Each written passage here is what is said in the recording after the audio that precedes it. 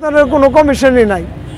আমি এর আগে স্বৈরশাসনের আমলে আমি এক নারী নেত্রীকে বলতে শুনছি যে আমি একটা রাজনীতি করি, আমি একটা নেত্রী, আমি দরকারে 5টা পুরুষের লগে মিশমু, তুই আমার স্বামীর জায়গায় থাকবি, তুই যদি আমার কিছু কবি বড় ভাইদের বিচার দিয়ে আচ্ছা ধরে দিব।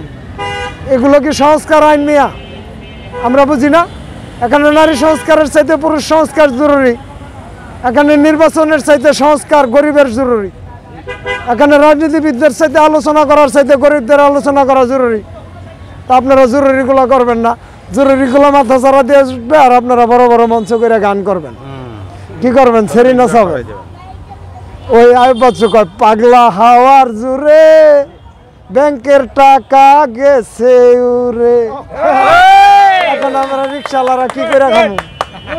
হ্যাঁ, পাগলা হাওয়ার জুড়ে ব্যাংকের টাকা গেছে ওরে। এখন রিক্সাওয়ালার কপালে কোনো কর্ম করে খাওয়ার জায়গা নাই। দেখছেন, এইভাবে গান তৈরি করে শিল্পী নাচায়া মঞ্চ করে লাল কালো প্রোগ্রাম করে দেশবাসীর অধিকার দিতে পারবেন না। দেশবাসীর অধিকার দিতে হলে, সঠিক সংস্কার করতে হলে জুলাইয়ের যে ঘোষণাপত্র আছে ওইটা আমাদের দিয়ে ঘোষণা করাই দেব। কারণ ওই জুলাইয়ের ঘোষণাপত্রের কারিগর হইলাম আমরা।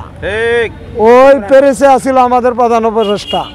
3-4 তারিখে বাংলাদেশে যখন জঘন্যতম হামলা হয়, আমাদের উপদেষ্টা প্যারিসের রাজধানী কি জানি এই জায়গার নাম প্যারিসে অবস্থান করছিল। আর আমি রণক্ষেত্র থেকে আহতদের হাসপাতালে নিয়ে দিয়ে আইছি। আমার লগে ওরা আলোচনা করে না, তারা আইন রাষ্ট্রীয় অতিথি ভবন যমুনা দিয়ে দিচ্ছে। উনি সুযোগে ওনার নামের 666 কোটি মামলা খালাস করে নিচ্ছে। সবাই বলেন সুবহানাল্লাহ। একটু জোরে জোরে বলেন, সবাই বলেন সুবহানাল্লাহ। তার কারণ হলো যে উনি ওনার 666 কোটি খালাস, অথচ রিক্সাওয়ালাদের সম্পদের নাই কোনো তালাশ। ওই যে অর্থনীতিবিদ্যা প্রিয় ভট্টাচার্য অর্থনীতির শ্বেতপত্র ঘোষণা করে দিয়েছেন। উনি অর্থনীতির শ্বেতপত্র ঘোষণা করে বলতেছেন বাকি কাউন্সিলর উপদেষ্টারা আপনারা কি সংস্কার 6 মাসে করছেন জাতির সামনে ক্লিয়ার করেন। এটা গণমাধ্যম ভাইয়েরা আপনারা ভালোই জানেন। আমি দেবপ্রিয় ভট্টাচার্যের কাছে একটি প্রশ্ন করতে চাই, আপনি যে অর্থনীতির শ্বেতপত্র ঘোষণা করলেন, এই যে নিপীড়িত চালক এদের ব্যাংক ব্যালেন্স কত আছে দেখেন তো। জিরো। কোন ব্যাংকে এদের কি অ্যাকাউন্ট আছে? এরা বছরে কয় টাকা কামায়, কয় টাকা আয় ব্যয় করে? আপনি কার শ্বেতপত্র ঘোষণা করলেন? সেই শ্বেতপত্রের ভিতরে সুবিধাবাদীদেরকে সুযোগ দেওয়া হয়েছে এই 3 চাকার চালকদেরকে নিপীড়িত করার জন্য। তড়িঘড়ি করে এ ধরনের একটি হিসাব ব্যবস্থা কমিশনের কাছে জমা দিয়ে আমাদেরকে রাষ্ট্রের কাছ থেকে আলাদা করে দেওয়ার চেষ্টা করতেছে। প্রিয় দেশবাসী, এবার আপনাদের সামনে আমরা খালি মিনতি করি, আপনাদের কোনোদিন সাবধান করি না। আজকে একটা সাবধানের সুরে বলি, শনিবারে ভর্তি পরীক্ষা হয়, যদি একদিন গাড়ি বন্ধ করে দেই আপনাদের সোনামণিদের ভবিষ্যৎ কিন্তু একবারেই গায়েব হয়ে যাবো। কোনো ভর্তি পরীক্ষার শিডিউল কিন্তু ঠিক রাখতে পারবো না। সাবধান করতেছি দেশবাসী, আমাদের উপর অত্যাচার করার চাইতে আমাদের নিয়ে আলোচনা করেন।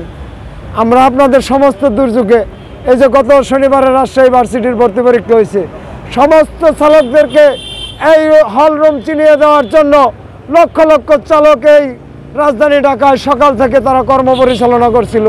তাদের পোলাপান কিন্তু ভর্তি পরীক্ষা দেয় না। তাদের পোলাপান বড় জোর মাদক ইয়াবা গাঁজা নিয়ে একটু চিন্তা ভাবনা করে।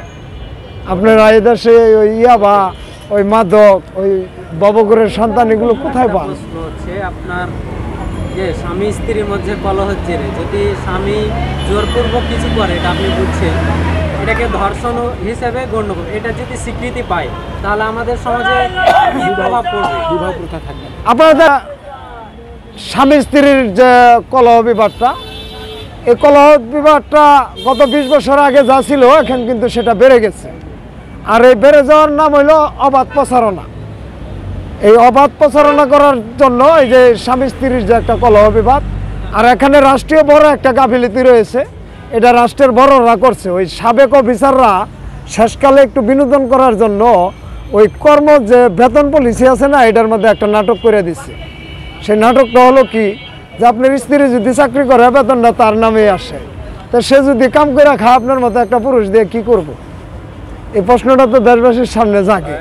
কিন্তু তার বেতনটা যদি তার স্বামীর নামে আসতো, তো চাইলে আর একটা পুরুষের সাথে অবাধ মেলামেশা সে করতে পারতো না। এখন পুরুষদের বেতন আবার পুরুষদের নামে আসে। এক পুরুষ 4-5টা মহিলার লগে প্রেম করে, দেখেন তার ঘরে স্ত্রী থেকে আরও 2-3টার সাথে করে। এই বেতনটা যদি তার স্ত্রীর নামে আসতো তাহলে এই পুরুষেরও এরকম পরকীয়া জড়াতে পারতো না। তা আমাদের রাষ্ট্রের পলিসি হলো সুবিধাবাদীদের মাথায় তেল দেওয়া। আপনি ওই যে সাবেক একজন অর্থনীতিবিদ ডক্টর এম আতিয়ার রহমান আপনারা জানেন, যিনি আন্তর্জাতিক ফেলোশিপ বিদেশ থেকে পিএইচডি করে এসে বাংলাদেশে এমন একটা পিএইচডি তৈরি করছে, 2 বছর রাষ্ট্রায়ত্ত ব্যাংকের গভর্নর থেকে জাতির সামনে প্রকাশ করেছে যে এমন একটা জাতি আছে তাদের কর্মশেষে কোনো অবশিষ্ট থাকে না। তারা কারা? তারা এই 3 চাকার রিক্সা চালক। কিন্তু আমার প্রশ্ন হলো, উনি চাকরি থাকা অবস্থা ব্যাংকের সমস্ত হিসাব তিনি নিয়েছেন, বিদেশে হাজার হাজার কোটি টাকা পাচার করার ব্যবস্থা করে দিয়েছেন, তখন কিন্তু রিক্সা চালকদের নিয়ে কোনো কথা তিনি বলেননি। যে তিনি অবসরে গেছেন এবার বলতেছেন রিক্সা চালকদের কোনো অ্যাকাউন্ট নেই। তো রিক্সা চালকদের অ্যাকাউন্ট নেই, যে 10-12টা কিস্তি যে পরিচালনা হয় এগুলো কী দিয়ে আপনারা করেন? এই কিস্তিগুলো তো সম্পূর্ণ রিক্সা চালকদের অ্যাকাউন্ট। এই যে আপনারা সরকারি টাকাটা নিজের নামে ভাগ করে নিছেন, ওনার নামে চাকরি আছে, ওনাকে গাড়ির লোন দেওয়া হয়েছে, ওনার নামে চাকরি আছে, ওনাকে অ্যাপার্টমেন্টের লোন দেওয়া হয়েছে, ওনার নামে চাকরি আছে, ওনাকে বিজনেসের ঋণ দেওয়া হয়েছে, আর আমার 3 চাকার রিক্সা আমাকে 3টি কিস্তি দেওয়া হয়েছে। আমি যদি মারা যাই তাহলে আমার কিস্তি পরিশোধ করতে হবে আমার লাশ কাপড় দেওয়া ডাক্কা থইয়া। আর যারা ব্যাংকের টাকা ঋণ নিচ্ছে ওরা যদি মরে যায় তাহলে ওকে পোলাপানে শোধ করবো। কি বলেন? এই পলিসিটা এই দেশে চলতেছে। আর আমারে বলতেছে তুই কিস্তি নেসকে। তা আমি যে কিস্তি নেই, আমি কিস্তি কেন নেব? আমি একটা শ্রমিক, আমাকে তুমি কর্মের ব্যবস্থা করে দিবা, আমি কর্ম করে খাবো। তুমি কর্মের ব্যবস্থা না করে পলিসি করে ব্যাংকের টাকা নিজেদের নাম নিয়ে আমাদেরকে একটা কিস্তির ব্যবস্থা করে দিয়েছো। আমি দেশবাসী এই সাংবাদিকদের মাধ্যমে আপনাদের সামনে একটি কথা তুলে ধরতে চাই, গত 54 বছর এই 3 চাকার চালকদের সমস্ত দুর্যোগে তাদের অবদান রয়েছে, কিন্তু তাদের নিয়ে কোনো আলোচনা এই দেশের মানুষ করে না। আপনারা গত বছর লক্ষ্য করেছেন 59 মিলিমিটার বৃষ্টি হয়েছিল, এই রাজধানী 2.5 থেকে 3 দিন পানির নিচে পড়ে আছিল। এবার যদি ওইরকম বৃষ্টি হয় আমরা একটু শিক্ষা দিয়েও দিতে পারি। তার কারণ হলো যে দেখেন, আপনারা তো আমাদের নিয়ে কথা বলেন না।